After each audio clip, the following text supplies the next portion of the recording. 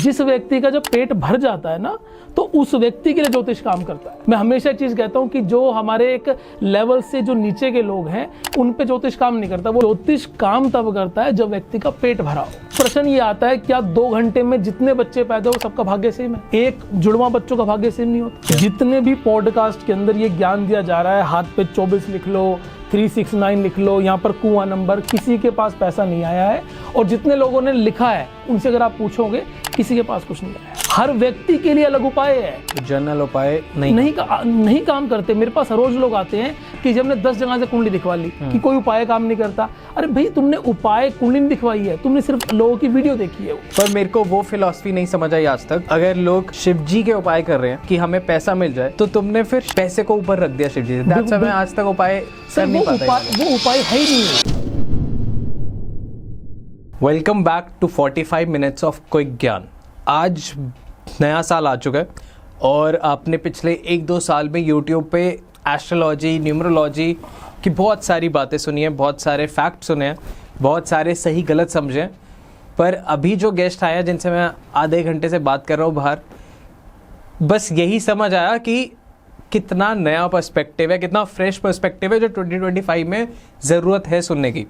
बातें आपकी वही हैं, एस्ट्रोलॉजी के बारे में, न्यूमरोलॉजी के बारे में, वास्तु के बारे में भी, पर उन बातों के पीछे के फैक्ट्स सब बदल गए। मतलब मैं इतने सारे पॉडकास्ट करने के बावजूद आज की बातें सुन के ये सोच रहा हूँ कि क्या मैं वापस जीरो पे आके खड़ा हो गया हूँ। इतनी चीज़ें आपको क्लियर होने वाली है इस पॉडकास्ट में कि एक्चुअली ज्योतिष है क्या, एक्चुअली ज्योतिष से आपको क्या लाभ हो सकता है, क्या हानि हो सकती है, क्या सच है और क्या गलत है। इस एपिसोड में आपको सब क्लियर होने वाला है। तो जल्दी से इसको एक ज्ञान में उतरते हैं और बस स्टार्ट करते हैं। मैं गेस्ट का इंट्रो लेके आऊँगा आपके पास, बट सबसे पहले एक पहला सवाल पूछता हूँ कि हेलो सर। हेलो जी, कैसे आप? बहुत बढ़िया। ज्योतिष है क्या? सर, ज्योतिष के बारे में ना बहुत सारी बातें हैं जी कि ज्योतिष भगवान का आंखें हैं, ज्योतिष भगवान के चक्षु हैं। ज्योतिष क्या है? मेरी नज़रों में ज्योतिष है कि एक कविता आती है जी कि गोली खाकर एक के मुंह से निकला राम, एक के मुंह से निकला माओ और एक के मुंह से निकला रोटी। पोस्टमार्टम कराई तो ये पता चला पहले 2 के पेट भरे हुए थे। असल में क्या है, ज्योतिष है जिन लोगों का पेट भरा हुआ है। ज्योतिष विज्ञान को मनोविज्ञान कहते हैं हम। अगर हम बात करें कि अगर ज्योतिष बिल्कुल 100% ठीक है, अगर ज्योतिष 100% बिल्कुल ठीक है, तो आप एक बात समझो, जो बिहार के अंदर लोग बैठे हैं, जो एक कमरे में रहते हैं, जिनको ये नहीं पता कब जन्म हुआ, कब उनका जन्म हुआ, किस समय जन्म हुआ, और वो व्यक्ति IPS बन जाता है।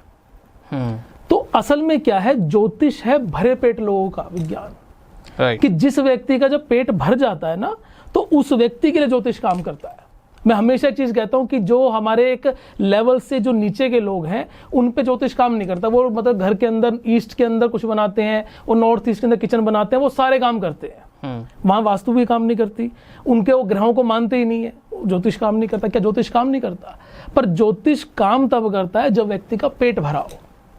पेट भरा होने से आपका मतलब है? पेट भरा का अर्थ ये है कि आदमी को जो उसकी नॉर्मल चीजें हैं ना, आपका रोटी कपड़ा मकान अगर उसके पास है, तो ही वह उसके ऊपर उठता है। ओके। आप अगर सिर्फ ज्योतिष को ये माने कि हर व्यक्ति पर ही काम करता है, तो मेरे पास बहुत सारे केस है नहीं काम करता। मैंने भी एक IPS की कुंडली देखी, नाम नहीं मैं शेयर करूंगा यहाँ पर। अब वो व्यक्ति का, उनको डेट ऑफ बर्थ ही नहीं पता, उनको टाइम ऑफ बर्थ ही नहीं पता। उन्होंने कहीं से पता करवाया जी, हम अपना कोशिश करते हैं पता कराने की। अब जो पता कराया तो जी वो जो कुंडली बनती है वो एक सामान्य हमारे आपके जैसी कुंडली है, और वो व्यक्ति एक अच्छे स्टेट के ऊपर राज करता है। क्योंकि उनके कर्म वैसे थे। क्योंकि उन्होंने जो स्टार्टिंग वहां से करी ना, कि मतलब कुछ लेना देना नहीं, कि जी भूख इतनी थी उनको कि वो कर्म पर उन्होंने इतना जोर दिया कि ज्योतिष क्या काम करेगा। मैं एक ज्योतिषी हूं, पर मुझे ये बात कहने में कोई शर्म नहीं है कि अगर कोई व्यक्ति अपने कर्मों को बैलेंस कर ले तो ज्योतिष काम नहीं करता। ज्योतिष एक जगह और काम नहीं करता है। कहाँ? हमारी बॉडी में 7 चक्र हैं। राइट। हृदय चक्र से जो नीचे के चक्र हैं, जो भी लोग इन तलों पर जीते हैं, हृदय चक्र से नीचे जो लोग रहते हैं, उनके ऊपर ज्योतिष काम करता है। जो व्यक्ति हृदय चक्र से ऊपर उठ गया, उस पर ज्योतिष काम नहीं करता। आप बड़े बड़े संत देखेंगे, हाँ। जो भी व्यक्ति एक लेवल को क्रॉस कर देता है, अध्यात्म की एक सीढ़ी को पार कर देता है, उसके ऊपर ज्योतिष बिल्कुल काम नहीं करता। मैंने बहुत जगह देखा कि व्यक्ति अपने कर्मों को इतना संतुलित कर चुके हैं, वो अपनी भक्ति में इतने लीन हो चुके हैं। प्रेमानंद महाराज जी हैं, सब लोग उनको सुनते हैं। अब किडनी भी खराब है, पर देख रहे भक्ति का क्या क्या क्या किस लेवल की भक्ति है उनकी, कि वो व्यक्ति कुछ काम नहीं कर रहा, उनकी किडनी खराब है, फिर भी वो व्यक्ति सुबह से शाम तक काम कर रहा है। तो बेसिकली क्या है, जो व्यक्ति हृदय चक्र को क्रॉस कर देगा, ज्योतिष काम नहीं करेगा। ओके अब ज्योतिष को हम समझें कि क्या ज्योतिष है। आपका date of birth, time of birth, place of birth, इन तीनों के हिसाब से जो प्रकृति में ऊपर जो सौर मंडल में जो ग्रह नक्षत्र घूम रहे हैं, इसका एक जो मिलकर बनते हैं, वो एक व्यक्ति कुंडली बनती है। हर व्यक्ति की कुंडली में कुछ चीजें होती हैं कि ये व्यक्ति इस तरीके से काम करे उसके लिए अच्छा रहेगा, ये व्यक्ति अगर इस तरीके से काम करे उसके लिए अच्छा रहेगा। ठीक है, तो इस तरीके से ज्योतिष काम करता है। अच्छा, ज्योतिष बनना बड़ा आसान है आज के टाइम में। अगर आप समझेंगे ना, ज्योतिषी बनना बड़ा आसान है। राइट। ज्योतिषी बनने के लिए क्या चीज चाहिए? 4-5 रुद्राक्ष की माला, रामलीला के कपड़े, माथे पे बड़े बड़े टीके, ज्योतिषी बन गए आप। हमारा आजकल ये चल रहा है आजकल बेसिकली, कि आप डरावने कपड़े पहन लो और सामने वाले को कुछ भी कह दो, जी आपके ग्रहों में ये चल रहा है, आपके ग्रहों में ऐसा चल रहा है, बस वो ज्योतिषी बन गया वो। पर ज्योतिष, मैं आज यहाँ 12 साल से ज्योतिष कर रहा हूँ, मैं आज भी ज्योतिष सीखता हूँ। मैं मुझे कभी कभी इतनी कुंडलियां मिल जाती हैं कि मैं उन्हें फोन करता हूँ कि हम अपन आधे घंटे बाद बात करेंगे, नहीं कुछ समझ में आ रहा। मतलब कैसे? अगर मान लो एक व्यक्ति के लगन में सूर्य बैठा है, हाँ, अगर हम ज्योतिष की बात करें, अब लगन के अंदर कम से कम 2 घंटे का लगन होता है। जब कोई कुंडली बनती है 2 घंटे तक सेम लगन रहता है। ठीक है। तो 2 घंटे तक जितने लोगों की जन्म पत्रियां बनेंगी, सबके ग्रह सेम बैठेंगे। ठीक है। ठीक। अब प्रश्न ये आता है, क्या 2 घंटे में जितने बच्चे पैदा हो सबका भाग्य सेम है? एक जुड़वा बच्चों का भाग्य सेम नहीं होता। तो क्या है उसके पीछे कारण? असल में जो लगन में सूर्य बैठा है ना, वो किस नक्षत्र में बैठा है। नक्षत्र कितने टाइम में चेंज होता है? वो आपका मतलब एक दिन के अंदर एक नक्षत्र होता है। ठीक है। और उसके बाद अगर हम बात करें, वो 1 मिनट में भी बदल रहा होता है, वो 30 मिनट में भी बदल रहा होता है, और जो उप नक्षत्र होता है वो 1 सेकंड में बदल रहा होता है। हर सेकंड में बदल रहा होता है। ठीक है। अगर हम पुराने किसी भी शास्त्र की बात करें ना, जो भी आपकी क्लासिकल किताबें, मैं आजकल किताबों की बात नहीं करता, जितने पुराने अगर आप ग्रंथ उठाएंगे, वहां पर राशियों का जिक्र नहीं है। ठीक है। आप अगर पढ़ेंगे, किसी में राशियां नहीं, राशि तो करीब 1000-2 साल पुरानी खोज है हमारी। पुराने जितने भी ग्रंथ हैं हमारे, सब के अंदर नक्षत्रों की बात लिखी है। और जो नक्षत्र है ना, ज्योतिष में ये असली ज्योतिष है। नक्षत्र, जिस व्यक्ति को नक्षत्र के बारे में पता है ना, जैसे मैंने एक वीडियो भी डाला था इसके ऊपर, कि भगवान कृष्ण का रोहिणी नक्षत्र है। ठीक है, भगवान कृष्ण का रोहिणी नक्षत्र है, उससे 27वां नक्षत्र कृतिका आता है। अब 27वां नक्षत्र, आपकी जन्म कुंडली का 27वां नक्षत्र आपको धन देता है। टोटल कितने होते हैं? 27 नक्षत्र होते हैं। आपकी कुंडली का 27वां नक्षत्र आपको धन भी देगा, आपको यश भी देगा, आपको जीवन में खूब तरक्की दिलाएगा। अगर आप अपने 27वें नक्षत्र को बैलेंस कर लें तो जीवन बड़ा सरल हो जाता है। भगवान कृष्ण का रोहिणी नक्षत्र था, उससे पिछला अगर हम उठाते हैं तो कृतिका नक्षत्र आता है। अब कृतिका नक्षत्र का ना एक सिंबल है मोरपंख, ओके, और एक सिंबल है बांस। ठीक है। तो भगवान कृष्ण के अगर हम जीवन को देखते हैं तो वहां पर बांस और मोरपंख हमेशा मिलता है। हाँ। भगवान राम का आद्रा नक्षत्र है, ओके, उससे 27वां नक्षत्र जो आता है पुनर्वसु आता है। पुनर्वसु का सिंबल आता है एक बाण, कमान, जिसे बाण बोलते हैं ना, तीर से बोलते हैं, वो आता है। भगवान राम हमेशा बाण के साथ में रहे। तो ये कोई लिखा हुआ नहीं है, ये रिसर्च है बेसिकली, कि जिस भी व्यक्ति का 27वां नक्षत्र, जैसे अगर मेरा नक्षत्र 27वां नक्षत्र है तो बोधि सीड्स आते हैं। तो आप समझो, जब से मैंने बोधि सीड्स को अपने पास में रखा है, मुझे फायदा मिलता है। तो बेसिकली आपका जो भी नक्षत्र है, जितने भी ऑडियंस देख रही है और मैं भी, हम लोग अपने नक्षत्र से 27वां नक्षत्र देखें जी, और जो भी उसका सिंबल है, आपको इजीली गूगल में मिल जाएगा वो, तो वो हमारे को अपने पास ही अपने डेली उसमें यूज करना चाहिए। बिल्कुल बिल्कुल। एक बार आप जल्दी से बता सकते हैं कौन से का क्या होता है? सब नक्षत्रों का अलग अलग है, आप गूगल पे डाली मिल जाएगा इजीली, अगर इजीली मिल जाता है। ठीक है। ओके ओके, तो हम कह सकते हैं कि ज्योतिष विद्या सिर्फ अमीरों के लिए? सर देखो, ज्योतिष विद्या है सबके लिए। हाँ। पर लेकिन ना, अमीर शब्द एक अलग हो जाएगा कि आप अमीर मानते किसे हैं। जिसके पास बेसिक नेसेसिटी से थोड़ा ज्यादा आ गया, अगर आप उसे अमीर मानते, देखो अगर हम आज कोई व्यक्ति 10,000 रुपए कमाता है, हाँ, बेसिक नीड्स पूरी कर लेता है, बेसिक 10,000 रुपए में हो जाती है। अमीर की परिभाषा ये अलग है। एक 10,000 वाले के लिए लाख वाला अमीर है, लाख वाले के लिए करोड़ वाला अमीर है। तो बेसिकली मेरा सिर्फ एक मानना है कि जो भी व्यक्ति, ज्योतिष मनोविज्ञान है, अगर आप मानते हैं, आप फॉलो करते हैं, तो आपको रिजल्ट मिलेंगे ज्योतिष के। अगर आप नकार के बैठे हैं कि जी मैं तो मानता ही नहीं, ऐसा नहीं, काम नहीं करेंगे, चीजें काम करेंगी पर वो एक लिमिट में हो जाए, क्योंकि आपका माइंड सेट है उसके हिसाब से कि जी मैं इस चीज को फॉलो नहीं करता। ये चीज ओके। बहुत सारे लोगों का एक ही सवाल रहता है और समस्या रहती है, और आई गेस आपके पास भी डेली बेसिस पे आते होंगे, जिनको धन चाहिए जी, कि जिनको और पैसा चाहिए। तो क्या ज्योतिष उपाय से, जो हमने भी बहुत ज़्यादा पॉडकास्ट में बताए हैं और करे हैं, उन उपाय से, मतलब मैंने नहीं पर गेस्ट ने बताए हैं, उन उपाय से क्या सही में पैसा आता है या ज्योतिष उपाय से पैसा आता है? ज्योतिष के किसी उपाय से पैसा नहीं आता। ओके। आप कोई भी कुछ भी कर लो, अगर आप सिर्फ उपाय कर रहे हो पैसा नहीं आएगा। ठीक है। जितने भी पॉडकास्ट के अंदर ये ज्ञान दिया जा रहा है, हाथ पे 24 लिख लो, 369 लिख लो, यहाँ पर कुआं नंबर, किसी के पास पैसा नहीं आया है। और जितने लोगों ने लिखा है उनसे अगर आप पूछोगे, किसी के पास कुछ नहीं आया है। जो बड़ा वायरल हुआ था कॉन्वलेक्सा, सर कॉन्वलेक्सा आप समझो, जो कॉन्वलेक्सा की टीम के जो लोग हैं ना, आप उनसे बात करेंगे तो मतलब उनके पास पैसा आ गया क्या? मैं तो एक चीज करूंगा, देखो जो भी व्यक्ति अगर कॉन्वलेक्सा की बात कर रहा है, हमारे हिंदू धर्म में इतने सारे मंत्र हैं, उनका जाप क्यों नहीं कर रहा? हमारे हिंदू धर्म में इतने सारे मंत्र हैं, आप श्री सूक्तम का पाठ करो ना कॉन्वलेक्सा से। अच्छा भाई, आपको अपने मन को तो बहलाना है, आप कॉन्वलेक्सा से बहलाओ, शिव से बहलाओ।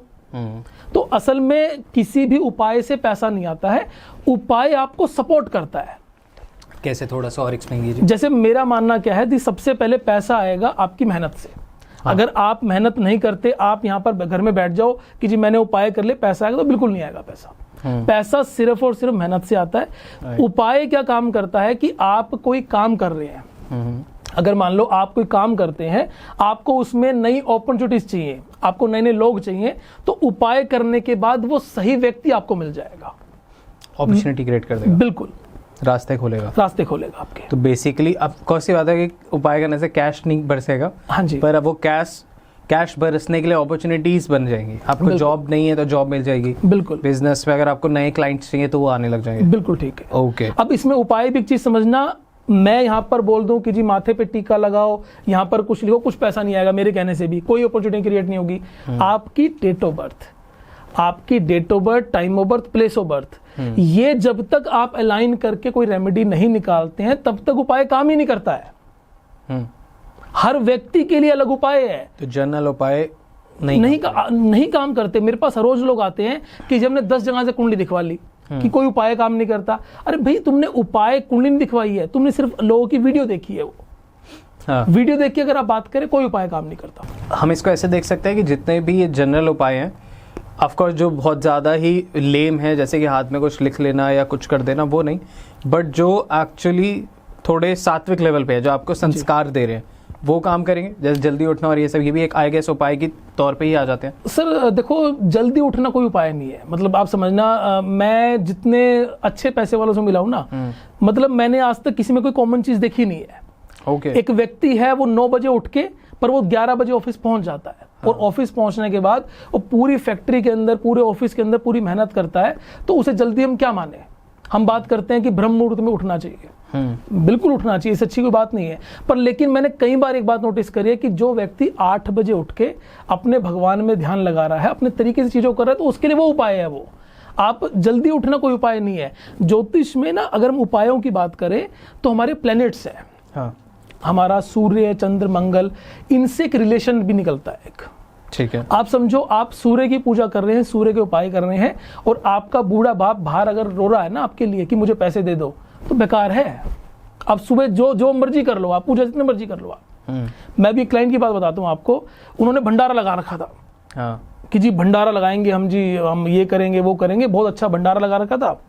उसकी माँ ने दवाइयों के लिए पैसे मांगे, तो उसका आंसर आया कि आज मेरा बजट टाइट है अभी। और लिटरली बता रहा हूं मैं ये, अगर वो क्लाइंट मेरी बात सुने नाराज भी हो सकते, मैं नाम नहीं ले रहा यहाँ पर लेकिन आप समझो कि मतलब वो क्या फायदा है ऐसी चीज का।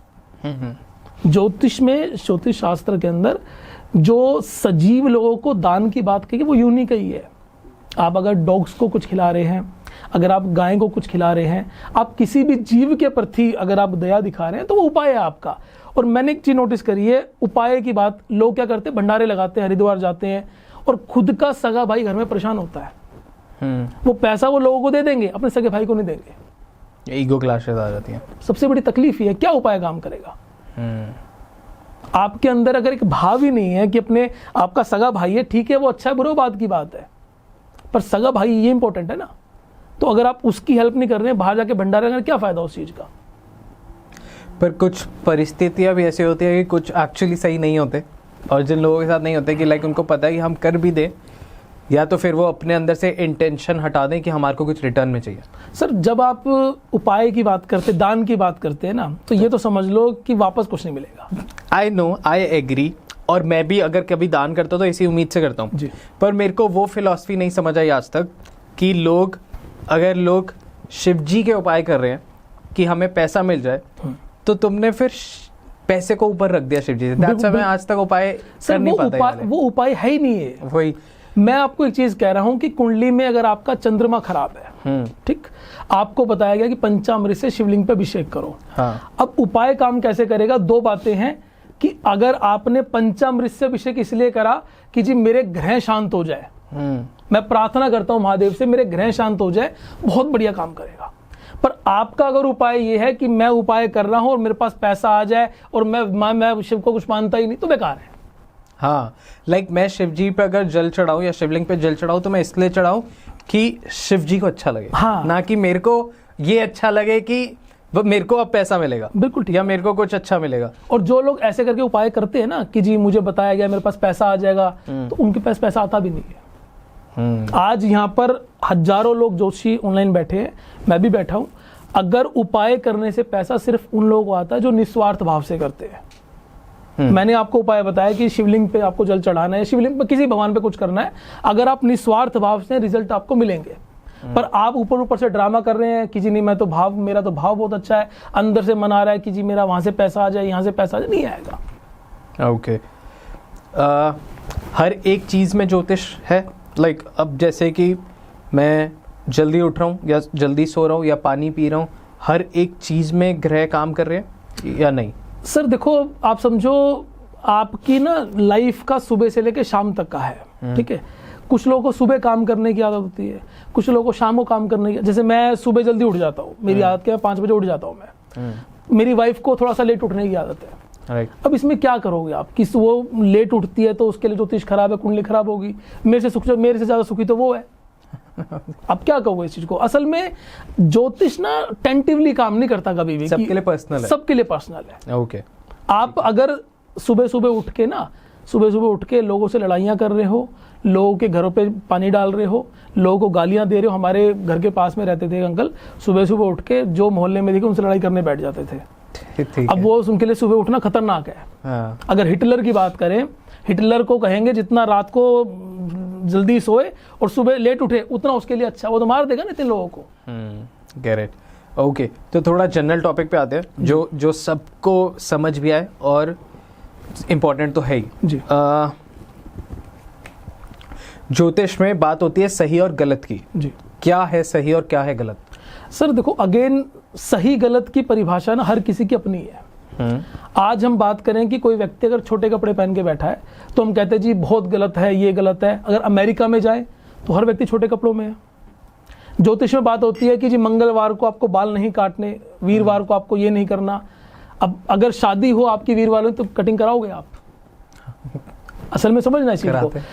हमारा कहना, हमारा मेंटल लेवल है कि हम चीजों को खुद मोल्ड करते हैं। हाँ। अब कुछ लोग होते हैं, जैसे अभी एक मेरे क्लाइंट हैं बहुत अच्छे, खाटू श्याम जी आजकल ट्रेंड में थे, चल रहे हैं, तो वो जी हर महीने खाटू श्याम जी, जय खाटू श्याम जी। मेरे से भी उन्होंने बात करना बंद कर दिया। उनको बच्चा नहीं हो रहा था, बेसिकली उनको मेल चाइल्ड चाहिए था। कि मुझे लड़का हो जाए। तो जी खाटू श्याम जी जाएं, हर महीने जाकर वहाँ पर उन्होंने हाजिरी लगाई। अच्छी बात है, आपको जाना चाहिए। अब जिस दिन बच्चा हुआ वो लड़की हुई, उस दिन से खाटू श्याम जी जाना बंद हो गया। अब आप इस चीज को कैसे लेंगे? इस चीज को समझ रहे हैं कि आपका माइंडसेट है कि मेरी इच्छा पूर्ण हो जाए। तो जब तक सही, मेरा मानना क्या है कि अगर आपका माइंडसेट क्लियर है, आपका माइंडसेट क्लियर है कि जी यार मैं इस चीज को इस तरीके से मानता हूं, अब करो, बहुत अच्छा है। आपका माइंडसेट ये है कि जी मैं तो जी अपनी इच्छा ही पूर्ण करना चाह रहा हूं, गलत मंगलवार को मैंने नेल्स काट लिए तो मेरे लिए गलत होगा, तो तकलीफ क्या है आपकी कि आपका माइंडसेट खराब है और कुछ नहीं है। बहुत सारे लोग हैं, अगर हम बात करें इंडिया के अंदर कि दूसरी मैरिज करना बड़ी गंदी बात है, बहुत गलत है। विदेश में हर व्यक्ति 2 शादी 3 शादी कर रहा है। मेरे पास रोज कम से कम 10 से 15 लोग बाहर के आते हैं कुंडली दिखवाने के लिए। अब वो जी हमारी तीसरी शादी है, चौथी शादी है, जो इंडियंस ही है बल्कि, तो वहां के लिए गलत हो गया ना वो चीज। तो सही गलत क्या है? सही गलत आपका माइंडसेट है। अब कुछ लोग कहते हैं जी भगवान शिव पे दूध चढ़ाना सही है, कुछ लोग कहते हैं जी वो दूध किसी को पिला दो। अरे क्यों पिला दे? हम हर किसी का अपना लेवल है, आपको पिलाना आप पिलाओ ना, आप क्यों पेल रहे हो आप? आपको अच्छा लगता है, मुझे शंकर जी पे दूध चढ़ाना अच्छा लगता है, मैं चढ़ाऊंगा। अगर आपको पसंद नहीं, आप मत चढ़ाओ ना। उसमें आपको मेरे से प्रॉब्लम क्या है कि किसी को दान वाले कर क्या रहे हैं? जो बाहर भिखारी बैठे हैं वो खुद काम नहीं कर रहे, वो सिर्फ लोगों से लेना चाह रहे हैं। तो असल में मेरे हिसाब से सही गलत कुछ भी नहीं है। ज्योतिष के अंदर आपके प्लेनेट होते हैं। Okay, let's keep it like, क्या मैं ऐसा सवाल पुट करता हूँ कि ये भी तो एक तरीके से गलत है। अच्छा, अब एक नॉर्मल साइकोलॉजिकल सवाल है कि अगर कोई इंसान कर्म कर सकता है, आपको पता है कि वो कर्म कर सकता है, पर आप उसके कर्म में बाधा डाल देते हो कि उसके हिस्से का कर्म आप कर देते हो जी, तो आप अपने लिए में भी कुछ अच्छा कर लो कि आपने एक पुण्य कर दिया, पर आपने साथ में एक पाप नहीं कर दिया कि आपने सृष्टि के नियम में एक चीज़ खराब कर दी कि आपने उसका पोटेंशियल वेस्ट कर दिया। सर इस सृष्टि के अंदर ना हर समय कुछ ना कुछ कोई ना कोई किसी के लिए कर रहा है। हाँ, हम कहते हैं जी नॉनवेज खाना गलत है, शेर के लिए तो अच्छा है वो। हाँ, अगर शेर नहीं खाएगा तो शेर खुद मर जाएगा ना। शेर अगर हिरन को नहीं खाएगा तो मर जाएगा वो। अब एक छोटी सी कहानी सुनाता हूँ आपको जी। एक हिरनी गर्भवती हिरनी थी, वो पहाड़ पे ऊपर चढ़ रही थी। ओके, ठीक, सामने से देखती है कि एक शेर खड़ा है और वो घात लगाए बैठा है, मैं हिरनी को खाऊंगा। ठीक है, अब वो पहाड़ पर चढ़ती चढ़ती रुक जाती है। लेफ्ट में देखती है कि एक शिकारी बंदूक लगाए बैठा है कि जी मैं आज हिरन का शिकार करूंगा। ठीक, अब वो हिरनी करती है कि मैं करूं क्या, ऊपर जाएगी तो शेर मारेगा, इधर जाएगी तो शिकारी मारेगा। वो हिरनी भगवान का ध्यान करती है। उस टाइम उसको प्रेगनेंसी का लास्ट था, तो वो कहती है कि अब मेरा कर्म क्या है? मेरा कर्म ये है कि इस बच्चे को जन्म देना। वो कहती है कि सब कुछ छोड़ के, सारा डर छोड़ के वो उस बच्चे को जन्म देती है। अब होता क्या है कि बिजली कड़कती है, शिकारी के ऊपर बिजली गिरती है, शिकारी बंदूक चलाता है, निशाना चूकता है, शेर मरता है। शिकारी मर गया, बिजली गिरी, शिकारी मर गया, वहां से शेर मर गया। जब आप ना सब कुछ छोड़ के भगवान के ऊपर छोड़कर कर्म करते हो ना, किसी के लिए भी कर्म करो आप, तो वो चीज पॉजिटिव हो ही जाती है। तो फिर आप भगवान के हाथ में डाल देते हैं। सबसे बड़ी चीज इस दुनिया में सृष्टि भगवान है। आज तक किसी ज्योतिषी की कोई औकात नहीं है वो किसी का भाग्य बदल दे। आज मैं 12 साल से काम कर रहा हूँ, मैं ये कहता हूँ कि करता तो परमात्मा ही है, हमारा तो नाम आता है। आज मेरे पास कुछ लोग ऐसे हैं जो 30-30 हजार रुपए की नौकरी करते थे, आज वो 25 लाख रुपए कमाते हैं। वो कहते हैं रोहित जी आपने कर दिया। अरे भाई मैंने कुछ नहीं कर दिया, करा तो परमात्मा ने है। हमारा सिर्फ एक माध्यम बनता है कि यार चलो अपन साथ में लग जाते हैं। तो कर्म सर देखो, मैं एक चीज मानता हूँ, ज्योतिष काम करता है, बिल्कुल करता है, पर वो परमात्मा से बड़ा कुछ नहीं है। जो नियति है उससे बड़ी कोई चीज नहीं है। ओके, ओके, परमात्मा को कैसे समझे फिर? क्योंकि लोग, आई गेस लोग परमात्मा को ऐसे समझते हैं कि एक पावर है जिसको हम प्रसन्न करेंगे तो हमारी लाइफ में सब अच्छा हो जाएगा। मेरे को ऐसा नहीं, बहुत एग्जाम्पल ऐसे ही मैं बता सकता हूँ। जैसे आपने खाटू श्याम जी की बात की, मैं आज तक नहीं गया खाटू श्याम जी, हालांकि मेरे को बहुत सारे ऐसे ऑफर्स भी आए कि जा सकता हूँ और शूट के भी ऑफर आए, बट मेरे को ना अंदर से ना वो फील नहीं आई, बिकॉज मेरे को लगा कि मैं अगर अभी जाऊँगा ना तो शायद मैं ट्रेंड इन्फ्लुएंस जा रहा हूँ। तो मैं उस दिन जाना चाहता हूँ जिस दिन मेरे को अंदर से कनेक्ट फील हो। जैसे मेरे को वृंदावन से होता है, उज्जैन जाके होता है, या पूरे हर जगह जाके होता है। वो रिस्पेक्ट है। मैंने पूरी स्टोरी पढ़ी है, वर्ब्रिक वाली पूरी कहानियाँ पढ़ रखी है, उनके बारे में सब पता है। पर मैं अभी इसलिए भी नहीं जा पाता कि मेरे को ऐसा लगता है कि शायद मैं ट्रेंड इन्फ्लुएंस जा रहा हूँ। जिस दिन वो हो ट्रेंड इन्फ्लुएंस मेरे दिमाग से हटेगा और जिस दिन मैं एक्चुअली कनेक्ट फील कर पाऊंगा ना, मैं उस दिन वहाँ पे खड़ा हूँगा। क्योंकि मेरे को पता है जिस दिन मैं तब खड़ा हूँगा ना तो मैं सिर्फ उनसे बात करूँगा, और अगर बिना वैसे जाऊँगा, ट्रेंड इन्फ्लुएंस जाऊँगा, तो मैं सबसे बातें करूँगा, मैं उनसे बात नहीं कर पाऊँगा। सर असल में क्या होता है, आजकल ना जो ये कैमरा है ये बड़ी खतरनाक चीज है। आप समझो कि 2010-12 के अंदर वैष्णो देवी का ट्रेंड चला, सारी दुनिया वैष्णो देवी जा रही थी। उससे पहले शिरडी, फिर शनिदेव का आया। हाँ। फिर शनिदेव हो गया, फिर साईं बाबा हो गया। अब कुछ लोग साईं बाबा की मूर्ति मंदिर से हटा रहे हैं।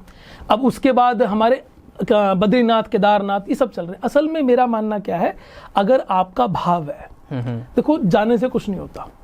अगर मान लो आपका और मेरा प्रेम है, तो अगर आप दूर भी हो प्रेम भी हो जाएगा। जब आपके पास समय हो तब जाओ, किसी के इन्फ्लुएंस में आके जाते हो तो बेकार है फिर जीवन आपका। आप खाटू श्याम जी को मानो, आप किसी भी देवता को मानो। आपने प्रश्न पूछा ना परमात्मा क्या है, परमात्मा और देवता में फर्क है। ओके, बताइए। आप एक चीज समझना, परमात्मा वो एक सुपर पावर है। हमारा माइंडसेट क्या है कि ऊपर एक शक्ति बैठी हुई है जो कंप्यूटर लगा के बैठी है कि जी रोहित ने गलत कर्म करे हैं, इसको नेगेटिव दे कर दो, इसने अच्छे कर्म करे हैं, इसको पॉजिटिव कर दो।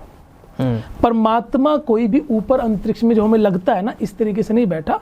परमात्मा का मतलब है परम आत्मा। हम एक बूंद है, हमारी जो आत्मा है वो एक बूंद है। परमात्मा वो बूंद का सागर है, वो विशाल है, बहुत बड़ा। ठीक है। अगर आप ये समझ रहे हैं ना कि अगर हम राम को अलग माने, कृष्ण को अलग माने, ये सब तो वो एक हैं। आपके अंदर भी परमात्मा है, मेरे सबके अंदर परमात्मा है, उसको जानना पड़ता है बस। वो मेडिटेशन के माध्यम से अगर आपके अंदर प्यास है ध्यान की, तो आप उसी को जान सकते हो। अब बात आती है कि हम किसी के इन्फ्लुएंस में होकर कहीं भी जाते हैं तो क्या हमें उससे कुछ मिलता है? एक लोगों का बड़ा प्रश्न आता है कि जी हम साईं बाबा को पहले पूजते थे, अब नहीं पूजें तो हमें क्या तकलीफ रहेगी? देखो मेरा मानना क्या है कि ना, आप कर्मबंध मत बनाओ। अगर आप किसी को फॉलो करते हो, आप कर तो बहुत अच्छी बात है। अगर मैं आपको देख के फॉलो कर रहा हूं तो मेरे से बड़ा मूर्ख कोई नहीं है। एक बीच में बहुत ट्रेंड आ गया था कि आप एक किसी गुरुजी को या किसी एक ऐसी संस्था को माने तो आप पे बहुत पैसा आएगा। सर पैसा फिर वही बात है, पैसा किसी गुरुजी से पैसा नहीं आएगा। अगर आप गुरुजी की बात करें, गुरुजी के आश्रम जाना, इतनी एनर्जी है वहां पर।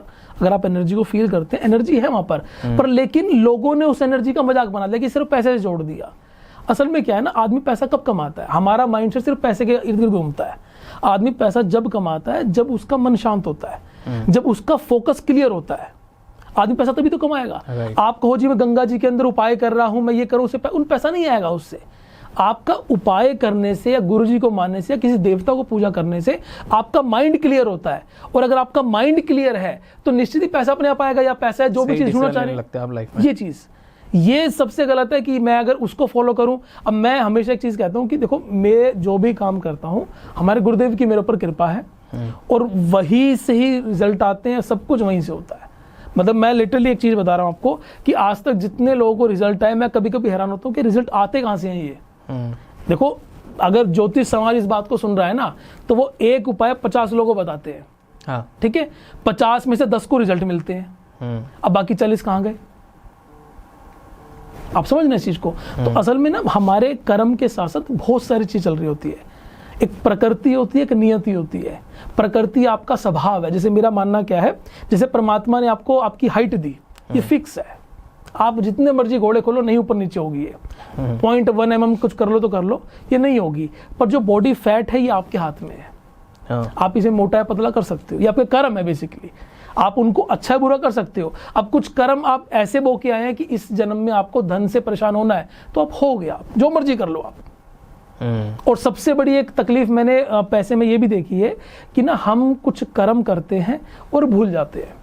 अभी हाल ही में मेरे पास एक हस्बैंड वाइफ आए दोनों, वो कह रहे जी पैसे से बड़े परेशान है, हमने 50 जोशी दिखा लिए, हमने सब कुछ कर लिया, तो हमारे पास पैसा नहीं आ रहा, हमने खूब उपाय कर लिए। अब उनकी अगर हम पास्ट सुने ना थोड़ा सा, उनकी वाइफ ने फोन करके मुझे स्पेशल बताया कि जी भैया आज ये व्यक्ति, मैंने क्वेश्चन पूछा था कुछ उनसे कि आज ये व्यक्ति ऐसी बातें कर रहा है, ये व्यक्ति मुझे बेल्टों से मारता था। अब वो कर्म वो भी तो जाएंगे ना आपके साथ में। आप कहो जी मैंने सारे उपाय कर लिए, मैंने कैसे कहूँ जी आपने एक कर्म कर रखा है। तो इस जीवन के अंदर सबसे इंपॉर्टेंट चीज है कर्मबंध। अगर आप कर्मबंध बना लेते हैं ना किसी भी तरीके का, तो भाई साहब काटना तो पड़ता है, जो मर्जी कर लो आप। कर्मबंध, इस पे बात करेंगे थोड़ी सी आगे जाके।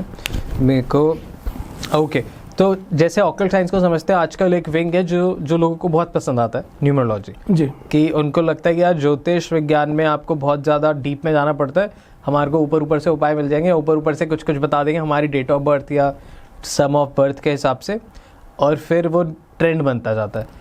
न्यूमरोलॉजी कितने हद तक काम करती है? क्योंकि मैं आपसे ये सवाल इसलिए पूछ रहा हूँ क्योंकि आपके पर्सपेक्टिव बहुत क्लियर और अलग है थोड़े जो मार्केट में फ्लोट हो रहे हैं। तो न्यूमरोलॉजी में कितना रिलाय करना चाहिए और सर न्यूमरोलॉजी जो है किसी भी शास्त्र में नहीं लिखी है। अग्नि पुराण में वास्तु का भी जिक्र आता है, ज्योतिष का भी जिक्र आता है, ऋग्वेद के अंदर भी ज्योतिष का जिक्र आता है, पर किसी भी पुराने शास्त्र में न्यूमरोलॉजी की बात नहीं है। न्यूमरोलॉजी काम कितनी करती है मैं आपको बताऊं, एक मूलांक वाला, जिन भी लोगों का डेट ऑफ बर्थ 1, 10, 19 या 28 है, उनके स्वभाव के बारे में बात कर सकती है कि ऐसे लोग राजसिक होते हैं, किसी के नीचे नहीं झुकते हैं, ये व्यक्ति जो भी काम करेंगे कभी भी किसी के अंडर काम नहीं करेंगे, इनके अंदर एनर्जी बहुत होगी। इतना सिर्फ न्यूमरोलॉजी बताती है। बस ये खत्म होगी न्यूमरोलॉजी। आपका बेसिक नेचर तक न्यूमरोलॉजी क्लियर करती है।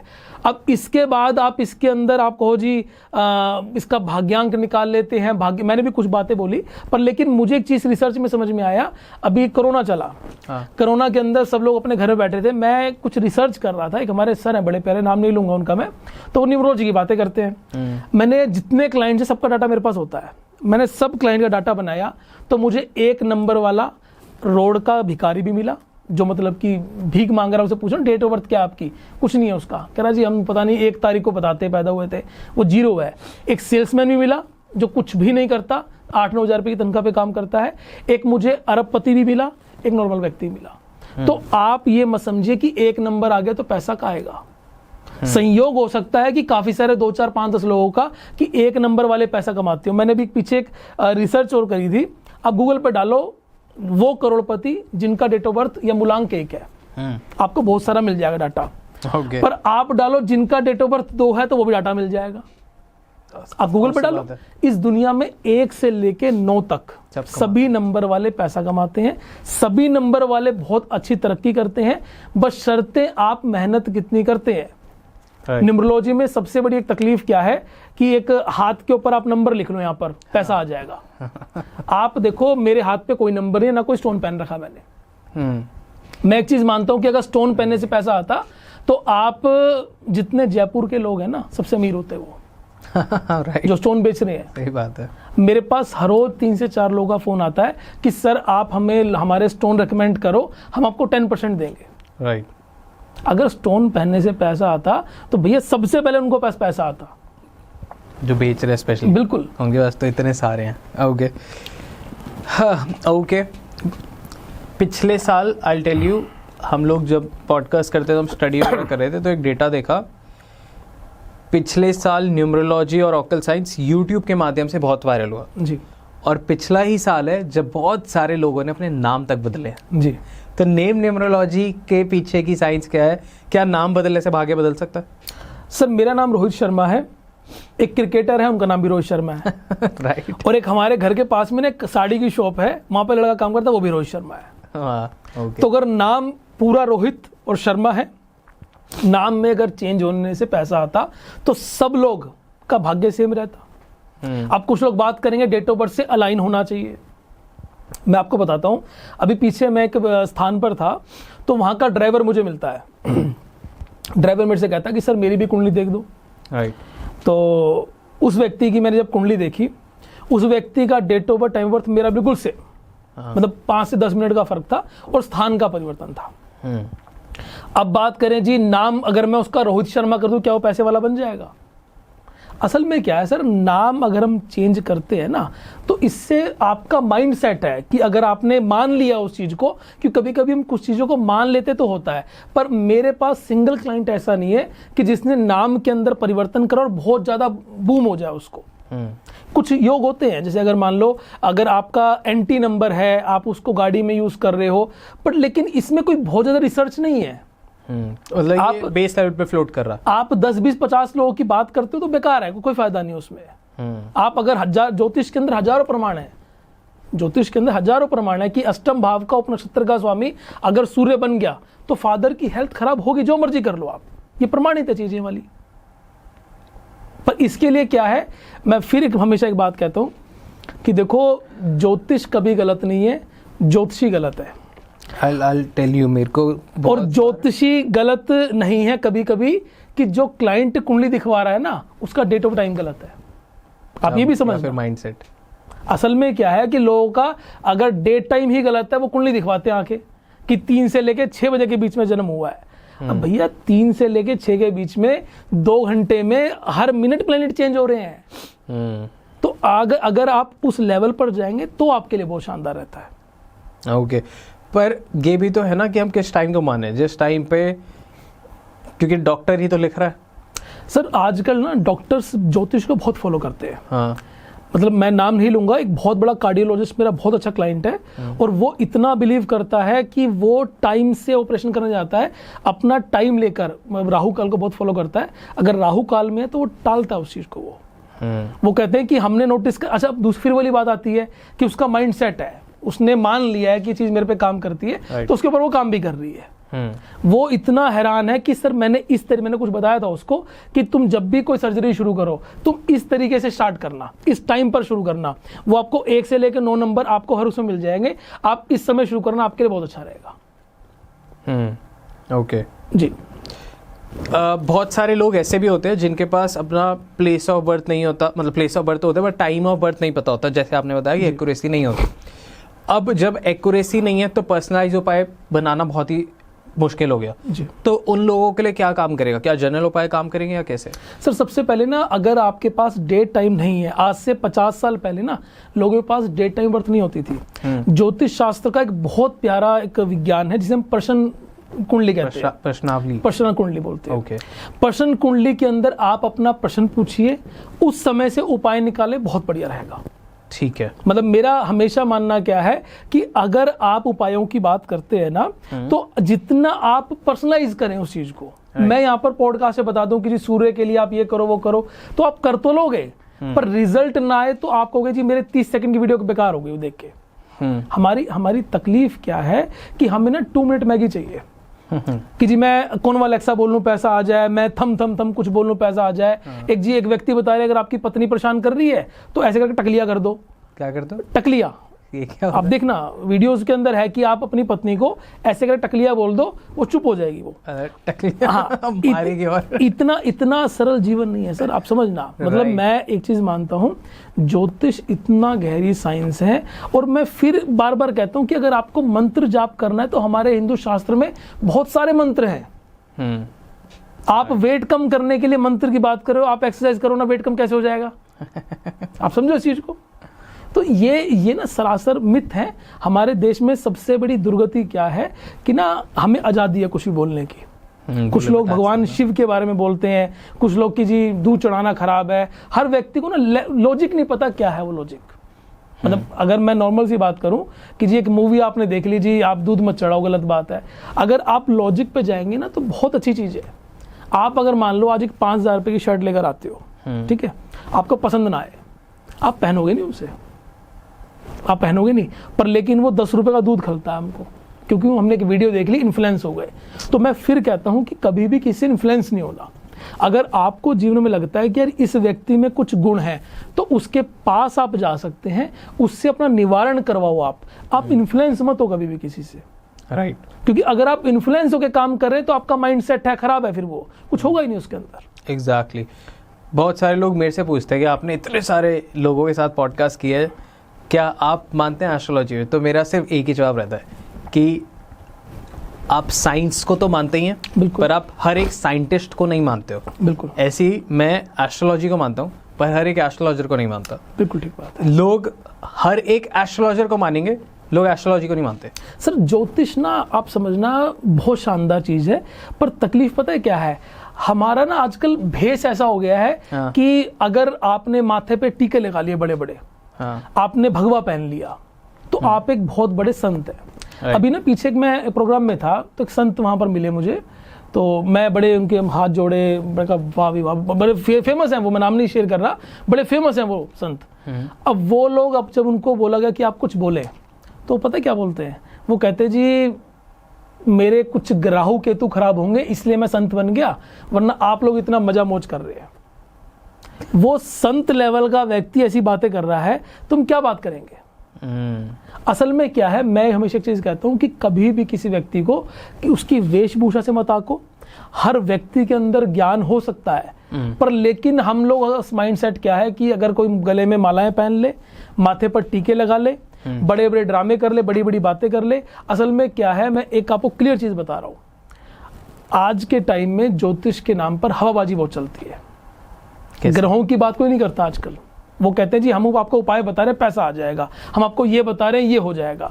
सर इतना सरल ज्योतिष है ही नहीं। ज्योतिष की अगर स्टडी करोगे ना, हर नक्षत्र अपना काम करता है, हर ग्रह का जो भाव मध्य होता है वो काम करता है, हर ग्रह किस नक्षत्र में बैठा है वो काम करता है, हर ग्रह किस उप नक्षत्र में बैठा है वो काम करता है।